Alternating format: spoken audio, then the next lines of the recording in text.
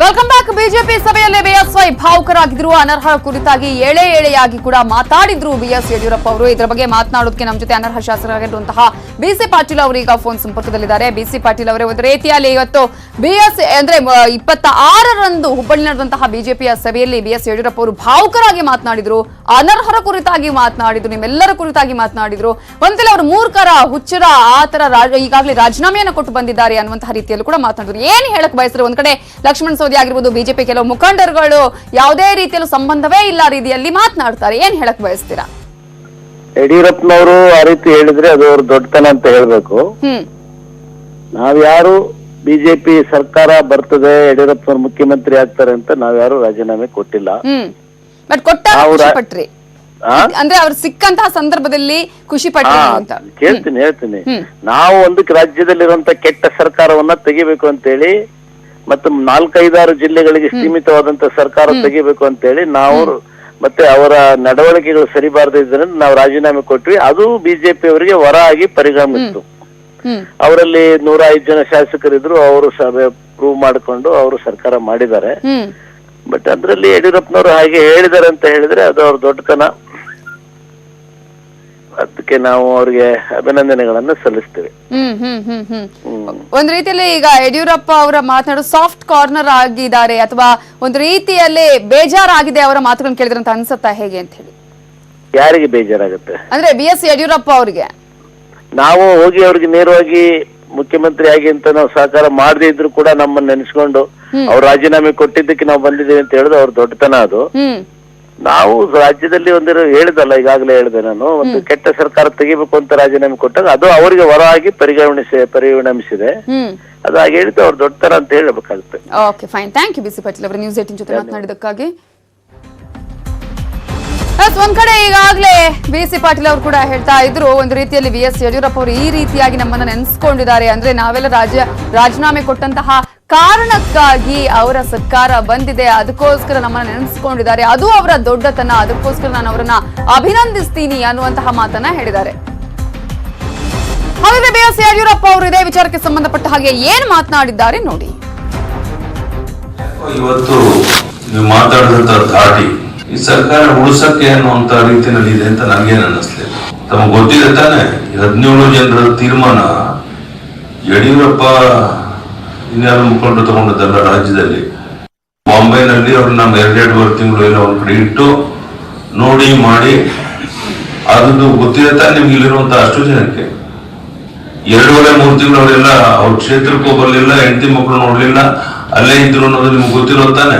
ಚುನಾವಣೆ ಸೋಲು ಏನಾಗುತ್ತೋ ಗೆಲುವೇನಾಗುತ್ತೋ ಬೇರೆ ವಿಷಯ, ನಮ್ಮ ಪ್ರಯತ್ನ ನಾವು ಮಾಡೋಣ ಅದು ಬೇರೆ ವಿಷಯ. ಆದ್ರೆ ಇಷ್ಟೊಂದು ಗಂಭೀರವಾಗಿರುವಂತಹ ಈ ಸಂದರ್ಭದಲ್ಲಿ ಅಪರೂಪಕ್ಕೆ ಇನ್ನು 3 ಇನ್ನು ಪೂರ್ಣ ಅವಧಿ ನಾವು ವಿರೋಧ ಪಕ್ಷದಲ್ಲಿ ಇರ್ಬೇಕಾದ್ರೆ ನಮ್ಮನ್ನ ಒಂದು ಆಡಳಿತ ಪಕ್ಷಕ್ಕೆ ತರೋದಕ್ಕೆ ಅವಕಾಶ ಮಾಡಿಕೊಟ್ಟು, ಅವರು MLA ರಾಜೀನಾಮೆ ಕೊಟ್ಟು ಸುಪ್ರೀಂ ಕೋರ್ಟ್ ಹೋಗಿ ರಾಜೀನಾಮೆ ಅಕ್ಸೆಪ್ಟ್ ಮಾಡ್ಕೊಂಡಿದ್ದ ಗಟ್ಟಿಯಾಗಿ ಕುಂತಿರ್ಬೇಕಾದ್ರೆ ಅವ್ರ ಪರವಾಗಿ ನಾವು ಗಟ್ಟಿಯಾಗಿ ನಿಂತ್ಕೊಳ್ತೇವೆ ಕಮಾಟ್ಮೆ ಅನ್ನೋ ಮಾತು ನಿಮ್ ಬಾಯಿಂದ ಬರಲಿಲ್ಲ. ಪ್ರಮುಖರು ನಿಂತ್ಕೊಂಡು ದೊಡ್ಡ ದೊಡ್ಡ ಭಾಷಣ ಮಾಡಿದ್ರಿ, ಉಪದೇಶ ಮಾಡಿದ್ರಿ. ನೀವು ಅವ್ರ ಜಾಗದಲ್ಲಿ ಇದ್ದಿದ್ರೆ ಅವಾಗ ಏನು ಯೋಚನೆ ಮಾಡ್ತಾ ಇದ್ರಿ ನನಗೆ ಗೊತ್ತಿಲ್ಲ. ವೇದಿಕೆ ಮೇಲೆ ಕುಂತಿರೋ ನಮ್ಮ ಮಂತ್ರಿಗಳು, ಕೇಂದ್ರದ ಸಚಿವರು, ಉಳಿದವರ ಅಭಿಪ್ರಾಯ ಏನಿದೆ ನನಗೇನು ಗೊತ್ತಿಲ್ಲ. ಲಕ್ಷ್ಮಣ ಸವದಿ ಬಗ್ಗೆ ಮಾತಾಡಿದ್ರಿ. ಇನ್ನೊಬ್ರು 33,000 ವೋಟರ್ ತಾನೇ ಸೋತಿರೋದು, 33,000ನ ಸೋತಿರೋದು. ಅವನ್ ಮೂರ್ಖ ಅದಲ್ವಾ ರಾಜೀನಾಮೆ ಕೊಟ್ಟು ಬಂದವನು? ರಾಜುಕಾಗಿ ನಾವು ಒಪ್ಪಿಸ್ತೇವೆ ಕಮ್ಮೋಟಮೆ ಅನ್ನೋ ಬಾಯಲ್ಲಿ ನಿಮ್ ಬಾಯಲ್ಲಿ ಬರ್ಬೇಕಾದಂತವ್ರು ನಿಮ್ ಬಾಯಲ್ಲಿ ರಾಜುಕಾಗಿ ಹೆಸರು ಬಂತು.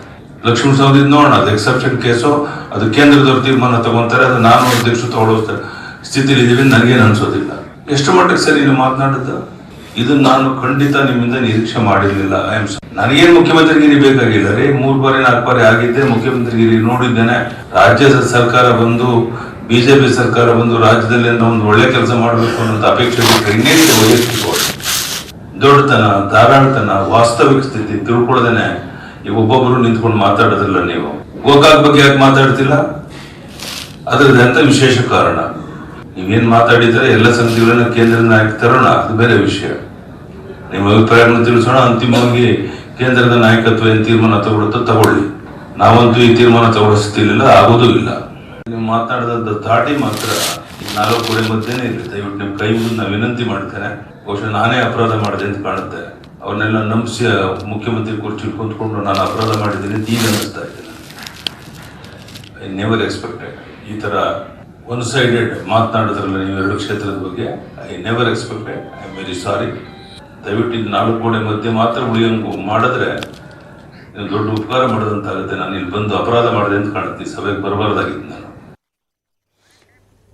ಇದ್ರ ಬಗ್ಗೆ ಮಾತನಾಡೋದಕ್ಕೆ ನಮ್ಮ ಜೊತೆ ಈಗ ಅನರ್ಹ ಶಾಸಕರಾಗಿರುವಂತಹ ಮುನಿರತ್ನ ಅವರು ಫೋನ್ ಸಂಪರ್ಕದಲ್ಲಿದ್ದಾರೆ. ಮುನಿರತ್ನ ಅವರೇ, ಒಂದು ರೀತಿಯಲ್ಲಿ ಯಡಿಯೂರಪ್ಪ ಅವರು ಮಾತನಾಡಿದ್ರು, ಯಾಕಂದ್ರೆ ಅವರೆಲ್ಲರೂ ರಾಜೀನಾಮೆ ಕೊಟ್ಟಿದ್ದಾರೆ, ಆದ್ರೆ ಅದರಿಂದಾಗಿ ನಮ್ಮ ಸರ್ಕಾರ ಬರುವ ಹಾಗೆ ಆಗಿದೆ, ಆ ತರದ ಒಂದು ರೀತಿಯಲ್ಲಿ ಮಾತುಗಳನ್ನ ಆಡಿದ್ದಾರೆ. ಏನ್ ಹೇಳಕ್ ಬಯಸ್ತೀರಾ?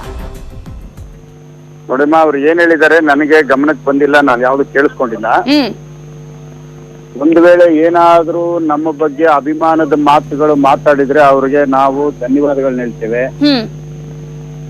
ನಮ್ದು ಇವಾಗ ನಾವು ಯಾವ ಪಕ್ಷಕ್ಕೆ ಹೋಗ್ತೀವಿ, ನಮ್ ಬಗ್ಗೆ ಯಾರ್ ಬೇಕಾದ್ರು ಒಳ್ಳೇದ್ ಮಾತಾಡ್ಬೋದು, ನಮ್ ಬಗ್ಗೆ ಯಾರ್ ಬೇಕಾದ್ರು ಒಳ್ಳೇದ್ ಬಯಸ್ಬೋದು. ಆದ್ರೆ ಈಗ ಸದ್ಯಕ್ಕೆ ಸುಪ್ರೀಂ ಕೋರ್ಟ್ ಇರೋದ್ರಿಂದ ನಾವು ಯಾವ್ದೇ ಒಂದು ತೀರ್ಮಾನಕ್ಕೂ ನಾವು 17 ಜನ ಬಂದಿಲ್ಲ.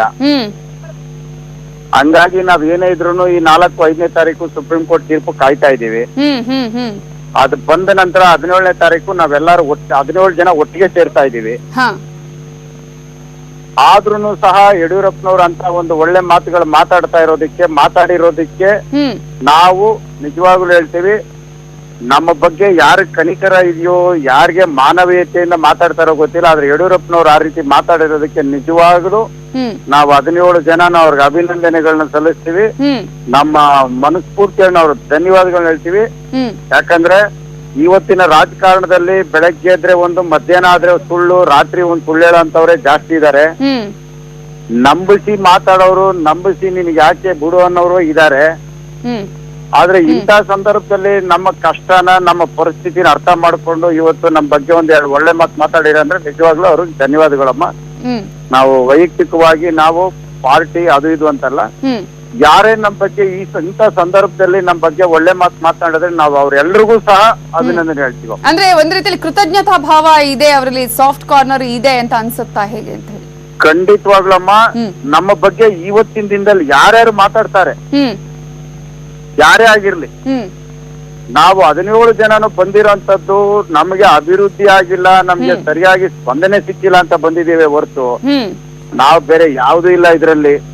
ಆದ್ರೂ ನಮ್ಮ ಬಗ್ಗೆ ಯಾರೇ ಮಾತಾಡ್ಲಿ, ಆ ಒಂದು ಸಿಂಪತಿ ನಮ್ಮ ಮೇಲೆ ಇರೋದಕ್ಕೆ ನಿಜವಾಗ್ಲೂ ಪ್ರತಿಯೊಬ್ಬರು ಯಾರಿಗಿದ್ರು ಅವ್ರು ಎಲ್ಲಾರ್ಗು ಸಹ ಧನ್ಯವಾದಗಳನ್ನ ಹೇಳ್ತೀವಮ್ಮ. ಯಾಕೆ ಕಾರಣ ಏನು ಅಂದ್ರೆ, ಹೋದ್ರು ಬಿಡಯ ಇವತ್ತು ಅಂತ ಅನ್ನೋ ಒಂದು ಸಮಯದಲ್ಲಿ ಈಗಲೂ ನಮ್ ನೆನ್ಸ್ಕೊಳ್ತಾರಲ್ಲ, ಅದಕ್ಕೆ ನಾವು ಏನ್ ಹೇಳಿದ್ರು ಕಡಿಮೆನೆ ಅಂತ. ಅಂದ್ರೆ ನೀವು ಅಭಿವೃದ್ಧಿಯ ವಿಚಾರಗಳನ್ನ ಇಟ್ಕೊಂಡು ರಾಜೀನಾಮೆ ಕೊಟ್ಟರು ಕೂಡ ಅದು ಅವರಿಗೆ ವರವಾಗಿ ಪರಿಣಮಿಸಿದೆ, ಅದರಿಂದಾಗಿ ನೆನ್ಸ್ಕೊಂಡಿದ್ದಾರೆ ಅಂತ ಅನ್ಸುತ್ತೆ ನಿಮ್ಗೆ ಅಂತ? ಖಂಡಿತವಾಗ್ಲಮ್ಮ, ಇವತ್ತು ಮನುಷ್ಯ ಹಳ್ಳಕ್ಕೆ ಬಿದ್ರೆ ಆಳ್ಗೊಂದ್ ಕಲ್ಲು ಅಂತಾರೆ. ಹೌದು.